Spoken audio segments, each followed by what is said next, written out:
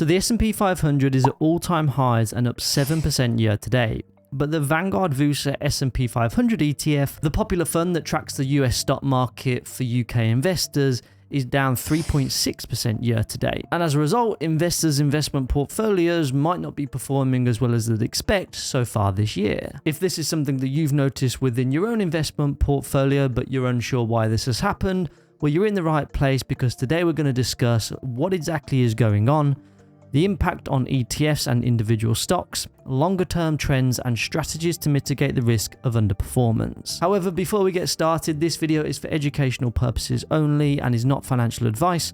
Nothing within this video is an investment recommendation. Always do your own research, and when you're investing, your capital is at risk. Okay, so the answer to this is pretty simple, and it's something that can be overlooked by UK investors investing into US equities, and that's the difference in the exchange rate. The US dollar has devalued about 10% since the beginning of the year.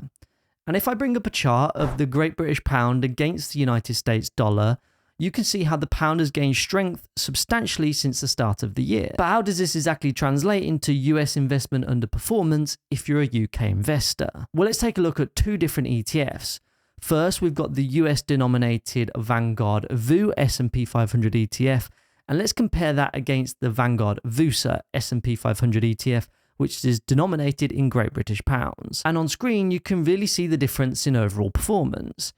In the short term, the US ETF has performed better than the UK equivalent because of the US dollar devaluation that we've seen so far in 2025. And that's because despite the Vanguard VUSA being denominated in Great British Pounds, you're still essentially buying the underlying assets, so the likes of Apple, Tesla, Microsoft, Amazon, and all of those top stocks within that ETF. You're still buying those underlying assets in US dollars. Simplistically, if you look at the gain of the S&P 500 of 7% year to date, and then you minus the dollar devaluation against the Great British Pound of 9.5%, you take one away from the other and then realize that UK investors have been left with an unrealized loss so far this year. And with the FT reporting that UK investors are actually piling into US equities in a record quarter, many might be wondering what on earth is going on right now. And I wouldn't be surprised if you looked at your investment portfolio recently and thought, that doesn't quite look right. I've been seeing headlines in the press about stocks at all-time highs and this, that, and the other, but your investment portfolio perhaps isn't making much headway. And just whilst we're on that topic, for investors investing into individual stocks, this works exactly the same way too. Just on a slight segue here, this is where I think it's really important that investors understand that kind of FX rate risk within an investment portfolio, but also some of the hidden costs around FX fees when you're actually investing. So let's discuss those now. With ETFs, you have something called an ongoing charge figure. Now for the Vanguard VUSA S&P 500 ETF, it's really low at just 0.07%. And of that 0.07%, whilst it's not explicitly written on the Vanguard website, there will be a small fraction of that fee that certainly goes towards FX conversion. Essentially, all of those management costs are built into that overall ongoing charge figure. Now, admittedly, that's largely insignificant and won't have too much of an impact on anybody's investment portfolio. However, when you're buying individual stocks, well, brokers differ in terms of the FX fees that they're charging to individual investors. And that's what I want to largely emphasize here, because continually paying that FX rate fee along with being exposed to the FX rate risk within an investment portfolio could cost you potentially a lot of money over the course of the long term. Just to give you a couple of examples, you've got brokers like Trading212 who are on the lower end of FX fees at 0.15%, whilst Interactive Investor, on the other hand, are a little bit more on the higher end, charging 1.5% in FX fees. So make sure that you're aware and that you've checked the broker's fees on the broker's website which you use, because it might just be a bit of a hidden cost or a bit of a cost that you've not perhaps thought about too much, which could certainly impact the future value of your investment portfolio. So look, on the surface, that all feels a little bit negative of a picture for the start of 2025. So let's flip the script now a little bit and talk about some of the underlying positives that could come from this US dollar devaluation. The first one being UK investors are currently getting more for their money. Us Brits love a discount, and with the Great British Pound currently strengthening against the United States dollar, it means one of two things. If you're going on holiday to America anytime soon, then lucky you, because you're going to get more dollars for your pounds, which will make your holiday spending money feel a little bit cheaper. The same goes for buying US equities as well. At the start of the year, the Vanguard VUSA traded at £90.44. And whilst the value of those underlying assets have actually gone up because of the exchange rate difference, well, the Vanguard VUSA right now currently trades at £87.23 for exactly the same underlying assets. The second benefit is a future FX tailwind. What I mean by that is any UK investors buying into US equities whilst the Great British Pound is stronger.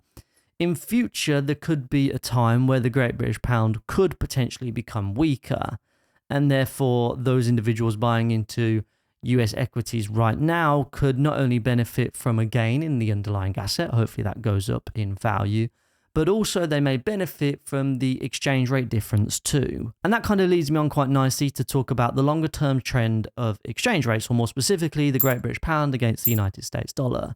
Because what we've spoken about so far can certainly be seen as quite unfavorable for UK investors, but actually over the course of the longer term, well, this may just shift your perspective a little bit. If we look at that longer term trend of GBP USD, well, the Great British Pound has been on a longer term trajectory of weakness over the past decade. And in actual fact, just looking at this chart, the longer term UK investor investing in US equities will have potentially had a favourable FX outcome, of course, depending on market timing and so forth, because the Great British Pound is still down about 14% against the United States dollar over the past 10-year period. If we blow this chart out a little bit bigger and go right the way back to the financial crisis of 2008, well, you can see a much longer term devaluation of the Great British Pound against the US dollar, which has certainly made it more favourable to invest in US stocks over the past couple of decades, as the value of the Great British Pound has declined against the world's reserve currency. In more recent times, though, over the past decade or so, I guess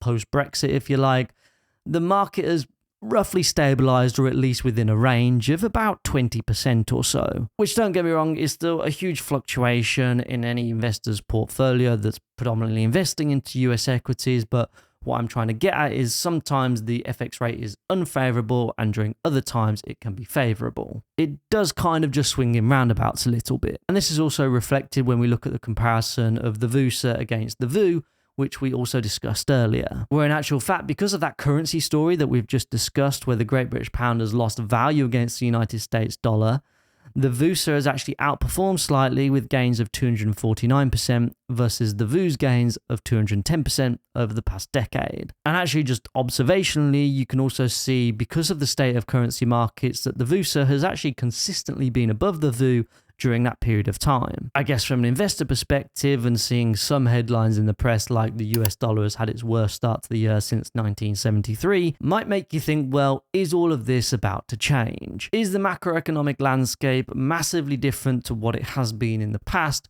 which could cause a massively unfavorable impact on the value of my investment portfolio if I'm a UK investor investing in US equities? After all, we've got geopolitical uncertainty now with Trump and his tariffs, which could cause an array of economic challenges that could also have a knock-on effect of the value of the dollar. We've got US national debt at a record $37 trillion and climbing almost at an uncontrollable rate, and also potentially not being helped on by Trump's big beautiful bill, which is currently going through Congress, which could add an additional $3 trillion to this national debt. This could have a knock-on effect with further quantitative easing being required, which could further devalue the United States dollar. There's been lots of talk about this run of US exceptionalism potentially coming to an end, and there's even been papers written by companies like JP Morgan about de-dollarization. It's perhaps a topic of conversation that's worthy of a full video, and if you would be interested to see that, then be sure to let me know down in the comment section below. But with that all in mind, now let's talk about how to mitigate FX risk within an investment portfolio. The first strategy is through global diversification. Naturally, when an investor is investing in one geographical location, they're purely exposed to the value of the domestic currency of the country that they're investing in. Now, one of the ways to mitigate that FX exposure within an investment portfolio is to, of course, invest in perhaps multiple different countries that are exposed to multiple different currencies. There are globally diversified funds, which are admittedly still predominantly exposed to the United States dollar, but they do have exposure to other currencies like the Japanese yen, which is also seen as a safe haven currency, along with the euro, the Canadian dollar, and other major world currencies too. But ultimately, any investor investing outside of their home country is always going to be exposed to some kind of FX rate risk. The other method to potentially mitigate some of that risk, though, is through cost averaging into the market. Now, whilst this is usually spoken about in the context of averaging your cost basis over time through the different funds or stocks that an investor might be investing into, it's perhaps less spoken about in the context when an investor is buying international assets,